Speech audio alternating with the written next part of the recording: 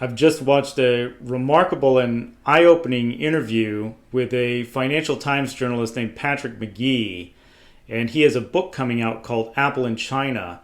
And it's really amazing to see some of the detail he gets into in this interview. The interview itself is about an hour and a half long. I will link it below. But the gist of it is, in 1999, Apple had zero manufacturing in China. By 2009, almost all their manufacturing was in China. And not only that, in order to do this manufacturing in China, Apple has essentially had to transfer all of its technology and know-how to China. And it does this on a regular basis every year. So all the latest techniques and ways of manufacturing things are being carried out in China instantly, and this is being done by all this knowledge and information and technological know-how is being imported to China in real time as soon as these companies come up with it. And this is to manufacture all of these products in China. So anyway, I wanted to get into some of the details of this interview. I wanted to play some clips to give you some insight into what is actually going on in China with these companies and how Apple has managed to insert itself into China and remain relatively unscathed compared to a lot of other companies which have essentially been forced out of China due to domestic competition. He goes into a lot of the details, but let's just watch the first clip. Okay, so the majority of people who are listening to this conversation right now are listening on an iPhone. Some 155 million Americans have an iPhone, a number that kind of blew my mind. And you make the case that those numbers never would have happened had it not been for China. Oh, unquestionably. I don't even know what the counter argument of that would be. Well, make that argument. I mean, where my book gets novel is that I think it's fairly straightforward that China is the only place on the planet that has the tech competence in terms of manufacturing capability, certainly the price, the cost, the quantity, the scale.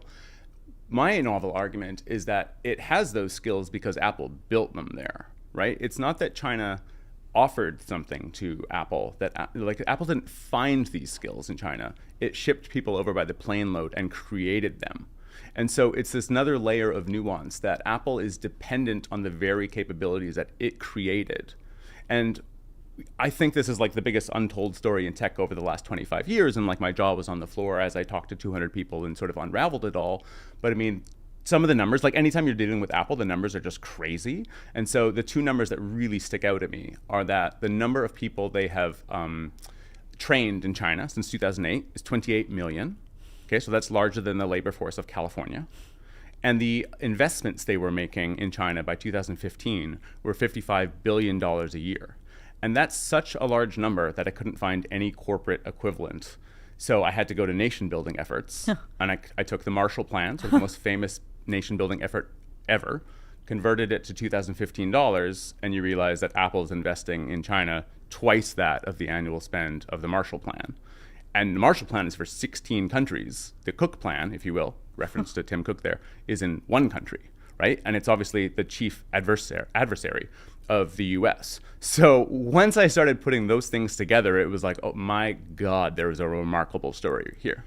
So one of the things he talks about in the interview is how when Apple hires people straight out of college, straight out of Stanford or wherever, their first day on the job, people in their manufacturing design division, they go straight to China because they are focused on setting up the design process of manufacturing and then just training the new employees that are going to be working in the Foxconn factories. And this is also done with all equipment that Apple buys and Apple installs in these factories, because nobody else does it like Apple. All of these things are novel concepts. For every new iteration of the iPhone that comes out, the manufacturing design process changes.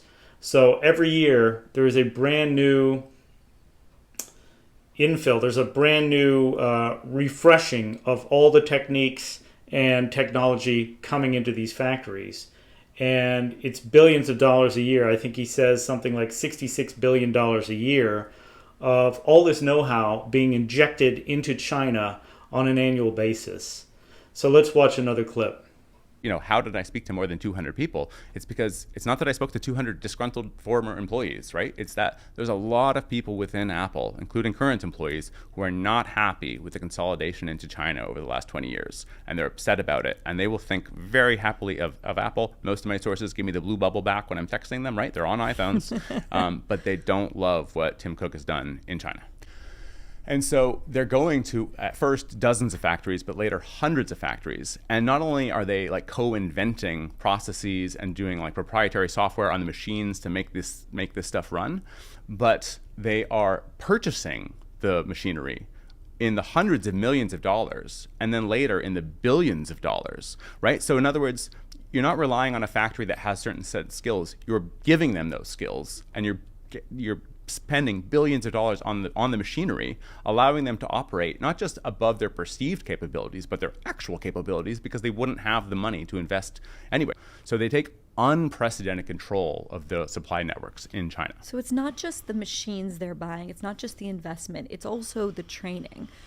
China, this number blew my mind.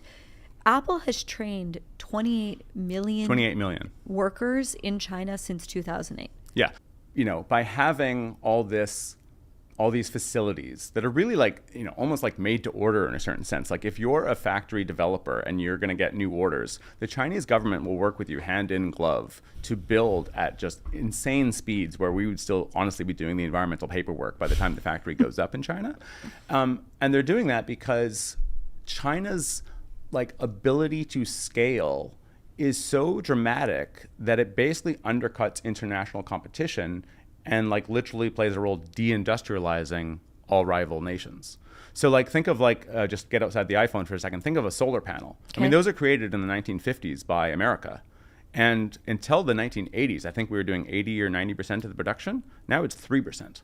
And it's 3% because China just made massive investments, and it has the political backing to make those investments, and it doesn't go after profit. I mean, so just to rant for a second, there was an essay a month or two in Foreign Affairs, and it was trying to make the case that America was still competitive in 8 major industries or whatever, but the metric it was using was ridiculous. Now the metric was profit. Okay, well, from a capitalist Western perspective, profit is the metric you should go after. And if you've got 40% or what have you of the profit in an industry, you would say, oh yeah, no, we're doing really well. The Chinese aren't after profit. The Chinese are after razor-thin margins and taking control of the sectors so that then nobody else can compete with them. And in the long term, they're the only ones capable of doing it, right? So they're not after profit. And so this is really interesting when it gets to Apple's supply chain, because what we have now, and I know you don't want me to fast forward, but is that the Chinese companies, rather than the multinationals operating in China, they're the ones who can get the free land. They're the ones who can get the machinery and the subsidies. And what does that mean? That means that they can operate at lower margins. And so over time, more and more Chinese red supply chain companies are taking on the orders at the expense of multinationals operating in China. And so you're asking, what does China get out of these low-wage jobs? They're taking over these industries to such an extent that we can't compete with them. So he really goes into the details about how China sucks in these companies and really rolls out the red carpet for them, makes it easy for them to do everything, but they're selling their soul in the process. They're essentially giving up all their secrets and technology. Not only that, they're doing it on an ongoing basis until the Chinese companies can become real competitors and eventually squeeze them out of the market. This is what we've seen in lots of industries over the past 20 years in China. The multinationals come in and they're eventually squeezed out and they go bankrupt in China. And the Chinese government has a number of ways of doing this.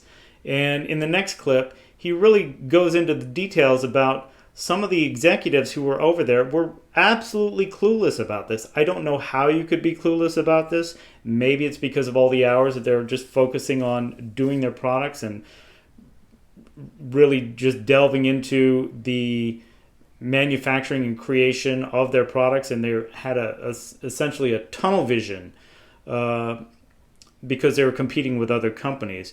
But I think from the outside, it was pretty obvious, and it's been pretty obvious over the past 20 years, what China was doing. So we'll just see this last clip that essentially makes his case for the book. No, I think they totally sleepwalked into this. So my favorite quote in the book comes from, a former vice president. We're having coffee, and he says, "Are you sure you're not overthinking your thesis? You keep telling me about geopolitics, but I will tell you, I was there in the early 2000s when we were setting up our Chinese supply chain, and we weren't thinking about geopolitics at all." Right? And I think, exactly. Yeah, that's my the point. thesis in a nutshell. You had no idea what you were doing. You were setting up operationally the world's most sophisticated supply chain, and you made the rookie and calamitous mistake of putting all your eggs in one basket, and the basket transformed into a surveillance state. So I think it's important that President Trump has stayed on this issue for a number of years now, and that he's got these personal relationships with people like Tim Cook at Apple. Because if the threats of the tariffs weren't there, or the tariffs weren't there would be no movement on this. Apple is complacent and content to do all their manufacturing in China. They won't move out of China, and China actually has them over a barrel. They won't move out of China without the prodding from the president. And it seems like this is something that Donald Trump is continually reminding Tim Cook about. Now, the reason why Apple's a big deal is because they are transferring this knowledge from the United States to China on an annual basis. So whatever the new knowledge is, it gets transferred to China every year. Now that's something that doesn't have to continue. And if it doesn't continue, the United States can finally begin to pull ahead of other countries when it comes to manufacturing. But let's just look at this last clip of Donald Trump explaining this situation with Tim Cook and with Apple. And we can see that there is a goal to get this manufacturing back to the United States. Now, it's not something that can happen overnight. It's something that's going to take a number of years. But Apple has committed to a $500 billion investment in the United States, which is something they haven't done before, not for decades. Nothing like this for decades. And previously, they were never a big enough company to do anything like this decades ago. So it is a major shift. And I think this is something that the president and the administration are just going to have to maintain the pressure on these companies. And that's going to include tariff pressure. Otherwise, the situation will not change. We have Apple, as you know, it's coming in. And I had a little problem with Tim Cook yesterday. I said to him, "Tim, you're my friend. I treated you very good. You're coming in with $500 billion, but now I hear you're building all over India. I don't want you building in India. You can build in India if you want to take care of India, because India is one of the highest tariff nations in the world. It's very hard to sell into India.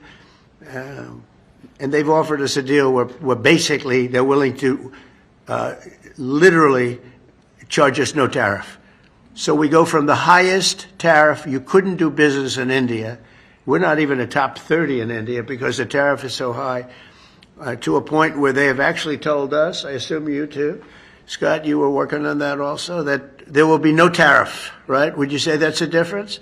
They're the highest, and now they're saying no tariff. But I said to Tim, Tim, look, we've treated you really good. We put up with all the plants that you built in China for years. Now you got to build us. We're not interested in you building in India.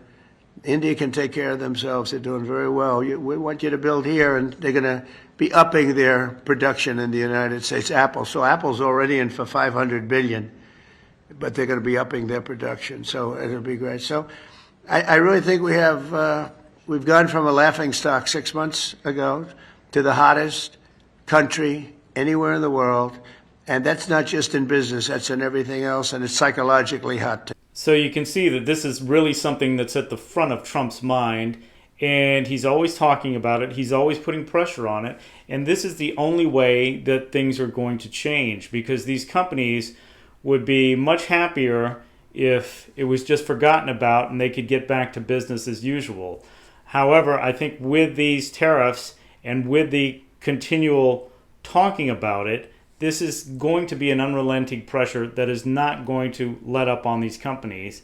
And over time, with this pressure, we'll see more of the manufacturing come back to the United States and more of the knowledge be percolating throughout the United States rather than being injected into foreign countries. If you like this kind of content, please subscribe to my channel. And if you like this video, please give me a thumbs up. I'll be doing more of the same in the future. Thanks for watching.